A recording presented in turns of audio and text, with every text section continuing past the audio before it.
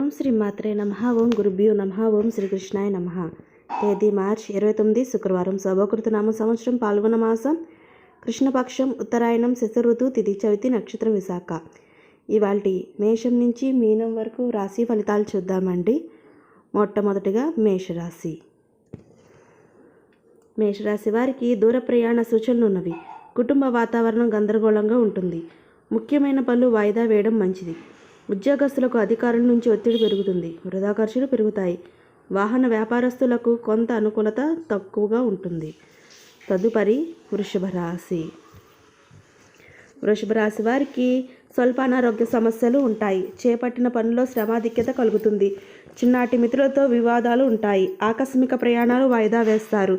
వృత్తి వ్యాపారాలు అంతంత మాత్రంగా సాగుతాయి. ఉద్యోగస్తులకు ఊహించని చికాకులు పెరుగుతాయి. తదుపరి మిథున రాశి.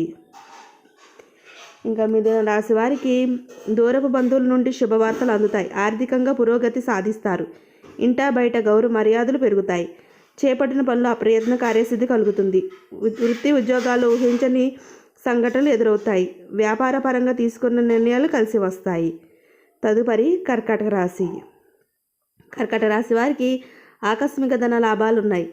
ప్రముఖుల నుండి ఆహ్వానాలు అందుతాయి. దైవ సేవా కార్యక్రమాల్లో పాల్గొంటారు. కుటుంబ సభ్యులతో వివాదాలు సద్దుమణుగుతాయి.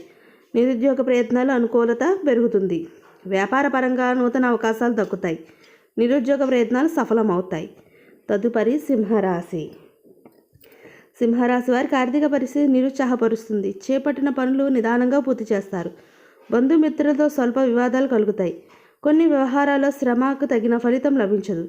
వృత్తి వ్యాపారాల్లో కొంత ఇబ్బంది వాతావరణం ఉంటుంది. ఉద్యోగస్తులకు ఒత్తిడి పెరిగి విశ్రాంతి లభించదు. తదుపరి కన్యారాశి.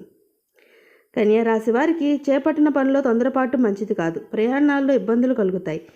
ఆదాయానికి మించి ఖర్చులు పెరుగుతాయి. ఆధ్యాత్మిక సేవా కార్యక్రమాల్లో పాల్గొంటారు. వృత్తి వ్యాపారాలు మందకొడిగా సాగుతాయి. ఉద్యోగాల్లో ఆశించిన ఫలితాలు పొందుతారు. విద్యార్థులకు శుభవార్తలు అందుతాయి. తదుపరి తులారాశి. తులారాశి వారికి సమాజంలో గౌరవ మర్యాదలు పెరుగుతుంది. స్థిరాస్తి వివాదాలు కొలిక్కి వస్తాయి.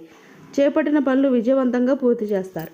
నూతన వాహన కొనుగోలు చేస్తారు. భాగస్వామ్య వ్యాపారాలు విస్తారంగా పురోగతి సాధిస్తాయి.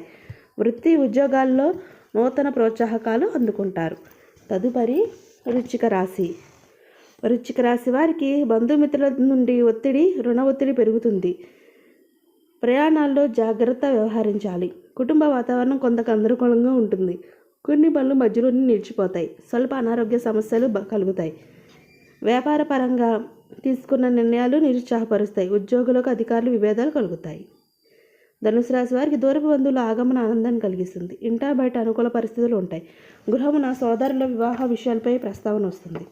విలువైన వస్తువులు కొనుగోలు చేస్తారు. వ్యాపారాలు లాభసాటిగా సాగుతాయి. ఉద్యోగస్తులకు పనితీరులో ప్రశంసలు అందుకుంటారు.